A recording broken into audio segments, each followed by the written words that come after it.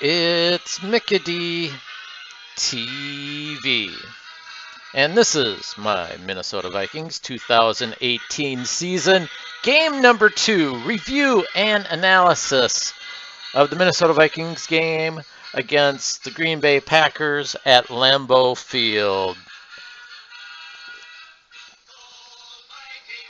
And as we all know, the score of the game for the Minnesota Vikings and the Green Bay Packers ended in a tie of 29-29. I predicted this game to be a loss for the Vikings, and surprisingly, well, and in the third, and I predicted that the Vikings were going to lose like 34-10. And at the end of the third quarter, that prediction almost looked to be true because the Green Bay Packers were winning 20-7. So in a way, I was pretty close to being right on that game until the crazy fourth quarter in which the Vikings scored 22 points and the Packers scored 9 points. So like a total of 31 points were scored in this game. Absolutely crazy. But like my friend Bob said last year when his Washington Redskins tied, I think against the Pittsburgh Steelers last year or Cincinnati. I can't remember what game that was. My friend Bob said a tie in the NFL is like kissing your own sister. I'd have to agree. There's just nothing great about a tie at all. So, yeah, basically I felt like we were kissing our own sister. Or our sisters, our own sisters, whatever. Kind of weird. But anyways, just so many weird things in this game, and I think the Vikings got pretty lucky on a couple things. One of which was that roughing the quarterback penalty near the end of the fourth quarter, which was followed up with a touchdown at the end, I believe. And apparently there's these new rules out on how tackling a quarterback a certain way with too much of a body or something like that. There's changes in the rules on sacking the quarterback, and I looked at that and I'm like, basically, if the quarterback's throwing the ball mid-stride, just as the defender's coming in to sack him, apparently the sacker is supposed to like stop all of a sudden, even though he's got forward momentum, even though he's basically touching the quarterback as he's throwing the ball.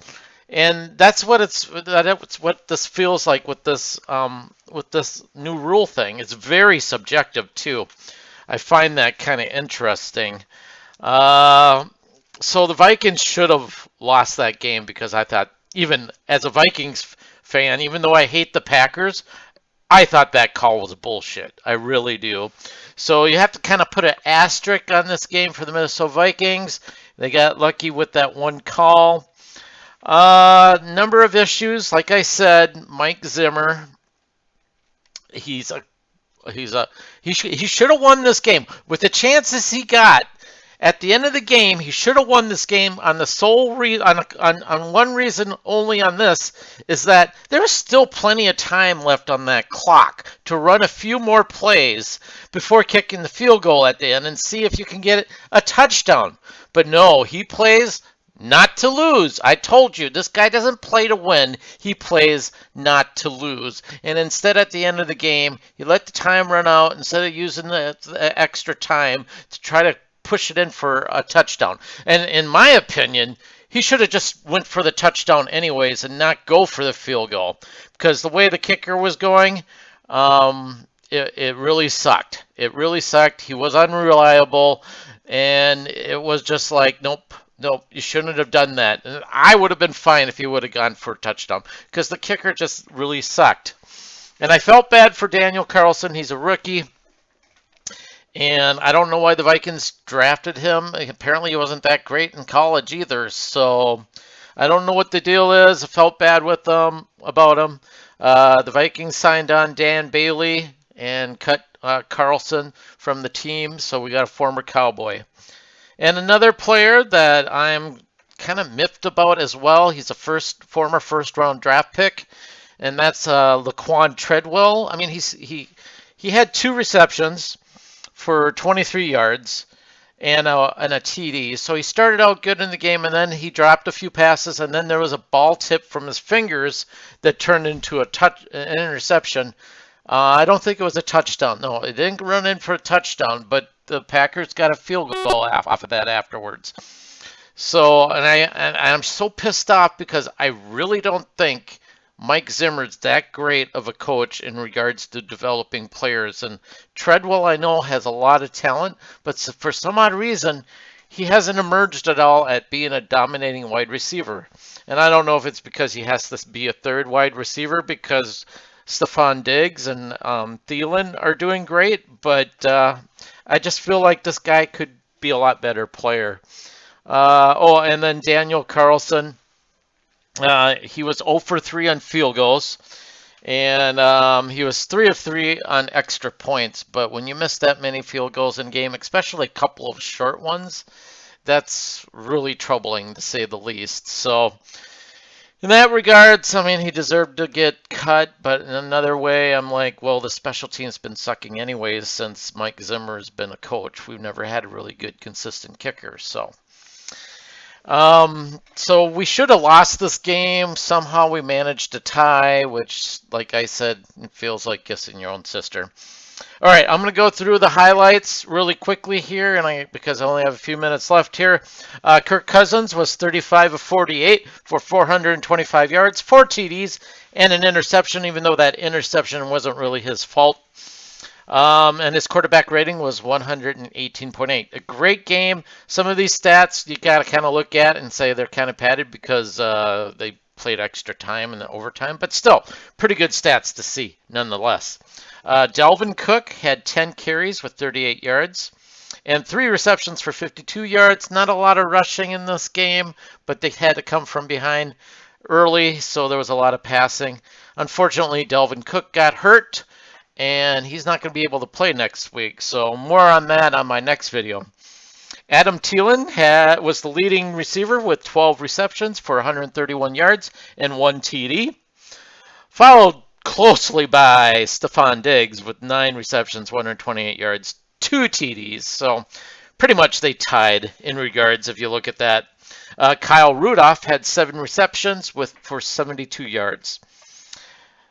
Offensively, they did a little bit better this week. They only gave up 2 sacks and 3 tackles for loss, but they still gave up 6 QB hits, which was the same total from last week. I hope that this offense gets a little bit better.